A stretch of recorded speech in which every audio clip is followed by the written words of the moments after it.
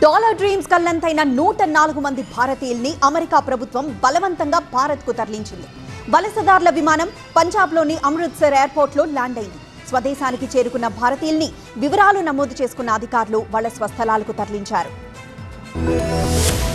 America నుంచి భారత్కు బలవంతంగా పంపించిన వలసదారులు స్వదేశానికి చేరుకున్నారు. వలసదారుల విమానం అమృత్సర్ ఎయిర్పోర్ట్లో ల్యాండ్ అయింది. విమానంలో మొత్తం 104 మంది భారతీయులు ఉన్నారు. అందులో 72 మంది పురుషులు, 25 మంది మహిళలు, 13 మంది చిన్నారులు ఉన్నారు.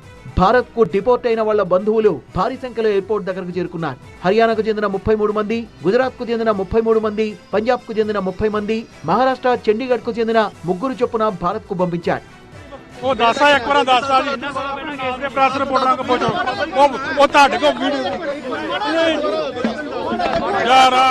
साड़ी पुलिस नाल कोई गल नहीं हुई। सन फोन आ गया वा आंदे उत्थे अपना पुत्र ले लो। Ajaydeep Singh son of Gursewak Singh.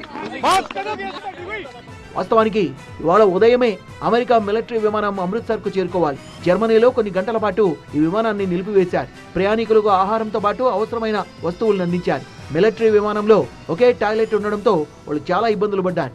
America నుంచి భారత్ కు తరలించిన వాళ్ళను అధికారులు స్వస్థలాలకు పంపిస్తున్నారు. తగిన డాక్యుమెంట్లు లేకుండా అమెరికా ఎలా వెళ్లారని వాళ్ళను వివరాలు అడిగి తెలుసుకున్నారు. పంజాబ్ కు చెందిన 30 మందిని అమెరికా నుంచి డిపోర్ట్ చేశారు. వాళ్ళను పంజాబ్ మంత్రి కుల్దీప్ సింగ్ ధాలీవాల్ కలిశారు. పంజాబ్ యువకుల సమస్యల్ని అడిగి తెలుసుకున్నారు. పంజాబ్ ప్రభుత్వం వాళ్ళకు అండగా ఉంటుందని భరోసా ఇచ్చారు. విద్యార్హతల ఆధారంగా ఇక్కడ ఉద్యోగాలు ఇచ్చేందుకు సిద్ధంగా ఉన్నట్టు తెలిపారు. కొంతమంది ఆరోగ్య సమస్యలతో బాధపడుతున్నారని, ఆ యువకులకు పంజాబ్ ప్రభుత్వం ఉచితంగా చికిత్స అందిస్తుందని హామీ ఇచ్చారు. అమెరికాకు ఎన్నో ఆశలతో వెళ్లామని, కానీ ఇలాంటి పరిస్థితి వస్తుందని కలలో కూడా ఊహించలేదని పంజాబ్ కు చెందిన యువకులు మంత్రి ధాలీవాల్ కు వివరించారు. ఇక్కడ సరైన ఉపాధి అవకాశాలు లేకపోవడంతోనే అమెరికా వెళ్లినట్టుగా తెలిపారు.